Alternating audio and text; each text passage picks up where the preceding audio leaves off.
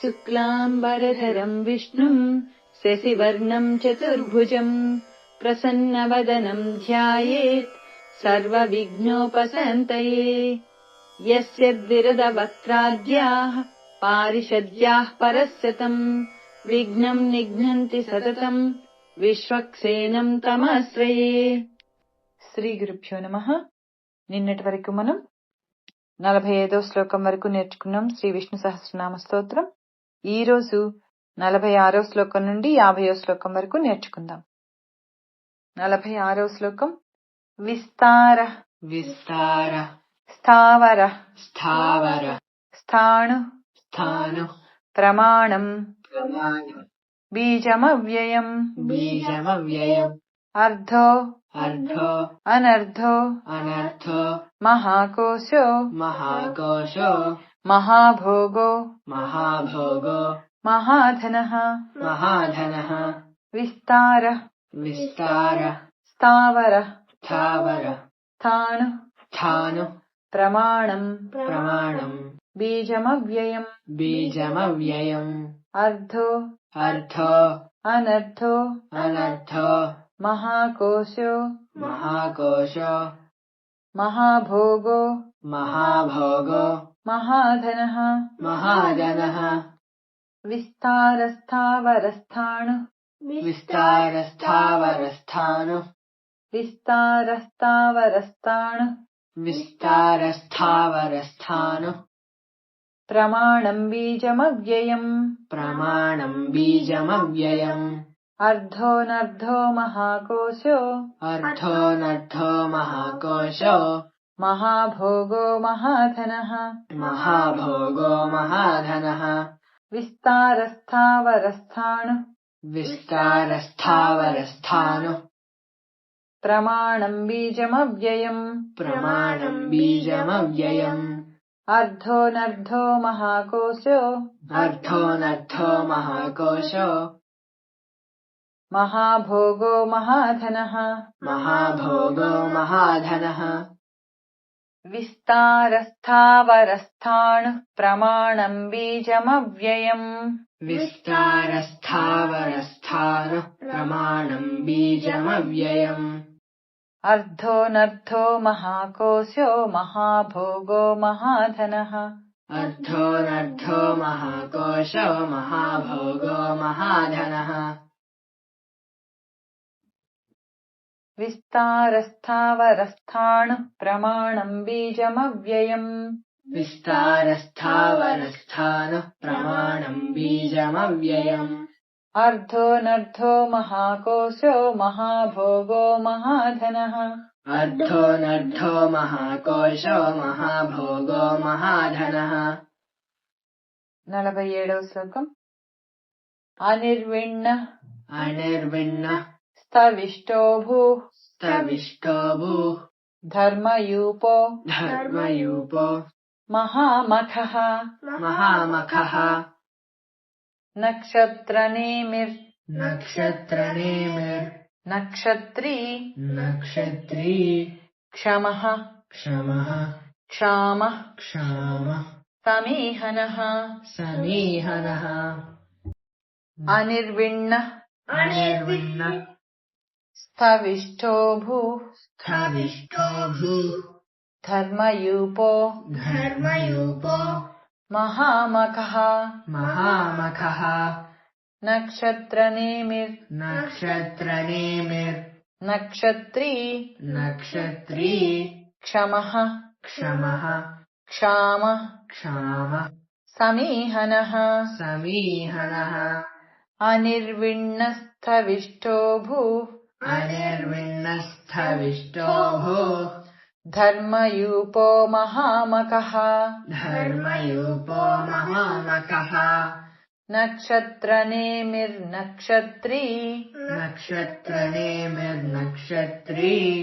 క్షమః క్షామः సమీహనः క్షమః క్షామः సమీహనः అనిర్విణ్ణస్థవిష్టో భూధర్మయూపో మహామఖః अनिर्विण्णस्थविष्ठो भूः धर्मयूपो महामखः नक्षत्रनेमिर्नक्षत्री क्षमः क्षामः समीहनः नक्षत्रनेमिर्नक्षत्री क्षमः क्षामः समीहनः अनिर्विण्णस्थविष्ठो भूधर्मयूपो महामकः अनिर्विण्णस्थविष्ठो भूधर्मयूपो महामखः नक्षत्रनेमिर्नक्षत्री क्षमः क्षामः समीहनः नक्षत्रनेमिर्नक्षत्री क्षमः क्षामः समीहनः 48వ శ్లోకం యజ్ఞయుజ్యో यज्ञयुज्यो మహేజ్యశ్చ महेज्यश्च క్రతుః సత్రం क्रतुः सत्रम् సతాంగతిః सताङ्गतिः సర్వదర్శి सर्वदर्शी విముక్తాత్మా विमुक्तात्मा సర్వజ్ఞో सर्वज्ञो జ్ఞానముత్తమం ज्ञानमुत्तमम् యజ్ఞయుజ్యో यज्ञयुज्यो మహేజ్యశ్చ महेज्यश्च క్రతుః సత్రం क्रतुः सत्रम् సతాంగతిః सताङ्गतिः సర్వదర్శి सर्वदर्शी విముక్తాత్మా विमुक्तात्मा సర్వజ్ఞో सर्वज्ञो జ్ఞానముత్తమం ज्ञानमुत्तमम् యజ్ఞయుజ్యో మహేజ్యశ్చ यज्ञयुज्यो महेज्यश्च క్రతుః సత్రం సతాంగతిః क्रतुः सत्रम् सताङ्गतिः సర్వదర్శి విముక్తాత్మా सर्वदर्शी विमुक्तात्मा సర్వజ్ఞో జ్ఞానముత్తమం सर्वज्ञो ज्ञानमुत्तमम् యజ్ఞయుజ్యో మహేజ్యశ్చ यज्ञयुज्यो महेज्यश्च క్రతుః సత్రం సతాంగతిః क्रतुः सत्रम् सताङ्गतिः సర్వదర్శి విముక్తాత్మా सर्वदर्शी विमुक्तात्मा సర్వజ్ఞో జ్ఞానముత్తమం सर्वज्ञो ज्ञानमुत्तमम् యజ్ఞయుజ్యో మహేజ్యశ్చ క్రతుః సత్రం సతాంగతిః यज्ञयुज्यो महेज्यश्च क्रतुः सत्रम् सताङ्गतिः యజ్ఞయుజ్యో మహేజ్యశ్చ క్రతుః సత్రం సతాంగతిః यज्ञयुज्यो महेज्यश्च क्रतुः सत्रम् सताङ्गतिः సర్వదర్శి విముక్తాత్మా సర్వజ్ఞో జ్ఞానముత్తమం सर्वदर्शी विमुक्तात्मा सर्वज्ञो ज्ञानमुत्तमम् యజ్ఞయుజ్యో మహేజ్యశ్చ క్రతుః సత్రం సతాంగతిః यज्ञयुज्यो महेज्यश्च क्रतुः सत्रम् सताङ्गतिः సర్వదర్శి విముక్తాత్మా సర్వజ్ఞో జ్ఞానముత్తమం सर्वदर्शी विमुक्तात्मा सर्वज्ञो ज्ञानमुत्तमम् 49వ శ్లోకం సువ్రత सुव्रत సుముఖ सुमुख సూక్ష్మ सूक्ष्म సుఘోష सुघोष సుఖద सुखद సుహృత్ सुहृत् మనోహరో मनोहरो చితక్రోధో चित्तक्रोधो వీరబాహుర్ वीरबाहुर् విదారణః विदारणः సువ్రత सुव्रत సుముఖ सुमुख సూక్ష్మ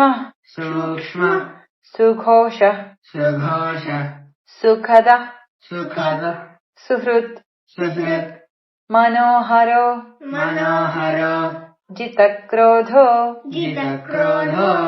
వీరబాహుర్ वीरबाहुर् విదారణః विदारणः సువ్రత సుముఖ సూక్ష్మ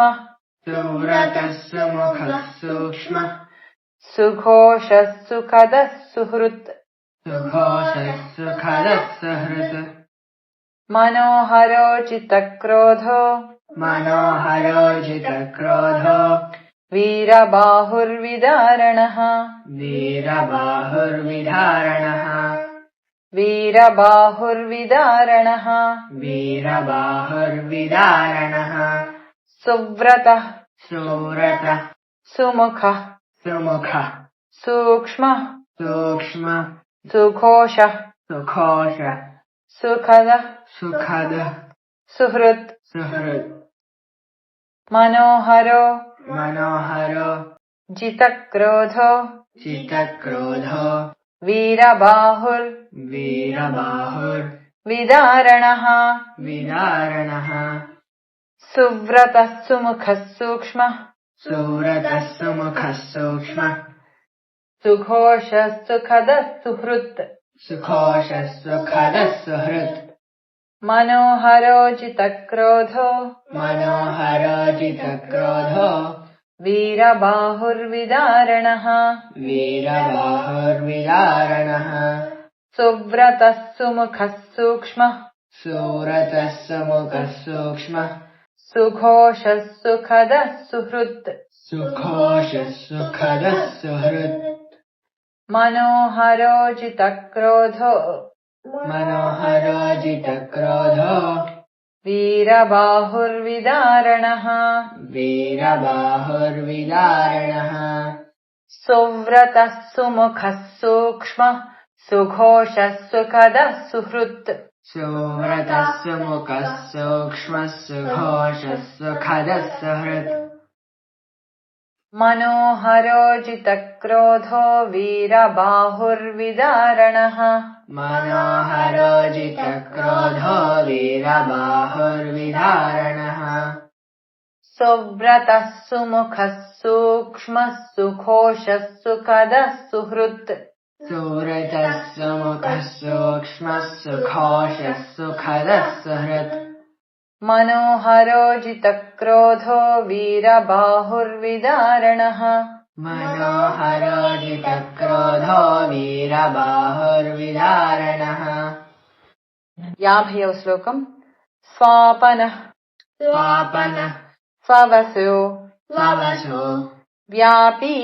व्यापी नैकात्मा नैकात्मा नैककर्मकृत् नैककर्मकृत् वत्सरो वत्सरो वत्सलो वत्सलो वत्सी वत्सी रत्नगर्भो रत्नगर्भो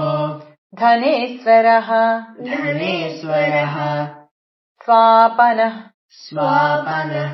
स्ववसो स्ववसो व्यापी व्यापी नैकात्मा नैकात्मा नैककर्मकृत् नैककर्मकृत् वत्सरो वत्सरो वत्सलो वत्सलो वत्सी वत्सी रत्नगर्भो रत्नगर्भो धनेश्वरः धनेश्वरः स्वापनः स्ववसो व्यापी स्वापनः स्ववसो व्यापी नैकात्मा नैककर्मकृत् नैकात्मा नैककर्मकृत् वत्सरो वत्सलो वत्सी वत्सरो वत्सलो वत्सी रत्नगर्भो धनेश्वरः रत्नगर्भो धनेश्वरः स्वापनः स्ववसो व्यापी स्वापनः स्ववसो व्यापी स्वापनः स्ववसो व्यापी स्वापनः स्ववसो व्यापी नैकात्मा नैककर्मकृत् नैकात्मा नैककर्मकृत् वत्सरो वत्सलो वत्सी वत्सरो वत्सलो वत्सी रत्नगर्भो धनेश्वरः रत्नगर्भो धनेश्वरः स्वापनः स्ववसो व्यापी नैकात्मा नैककर्मकृत् स्वापनः स्ववसो व्यापी नैकात्मा नैककर्मकृत् वत्सरो वत्सलो वत्सी रत्नगर्भो धनेश्वरः वत्सरो वत्सलो वत्सी रत्नगर्भो धनेश्वरः स्वापनस्ववसो व्यापी नैकात्मानैककर्मकृत् स्वापनस्ववसो व्यापी नैकात्मानैककर्मकृत् वत्सरो वत्सलो वत्सी रत्नगर्भो धनेश्वरः वत्सरो वत्सलो वत्सी रत्नगर्भो धनेश्वरः ఈరోజు 46వ శ్లోకం నుండి 50వ శ్లోకం వరకు చెప్పుకున్నాం. అవన్నీ ఒక్కసారి వరుసగా. విస్తారస్థావరస్థాణుః ప్రమాణం బీజమవ్యయం అర్ధోనర్ధో మహాకోశో మహాభోగో మహాధనః అనిర్విణ్ణస్థవిష్టో భూః ధర్మయూపో మహామఖః నక్షత్రనేమిర్నక్షత్రీ క్షమః క్షామः సమీహనः యజ్ఞయుజ్యో మహేజ్యశ్చ క్రతుః సత్రం సతాంగతిః సర్వదర్శీ విముక్తాత్మా సర్వజ్ఞో జ్ఞానముత్తమం సువ్రతః సుముఖः సూక్ష్మः సుఘోషः సుఖదः సుహృత్ మనోహరో జితక్రోధో వీరబాహుర్విదారణః स्वापनस्ववसो व्यापी नैकात्मानैककर्मकृत् वत्सरो वत्सलो वत्सी రత్నగర్భో ధనేశ్వరః. ఈరోజు 46వ శ్లోకం నుండి 50వ శ్లోకం వరకు నేర్చుకోవడం జరిగింది. రేపు 51 నుండి 55వ శ్లోకం వరకు నేర్చుకుంటాం. వాసుదేవ.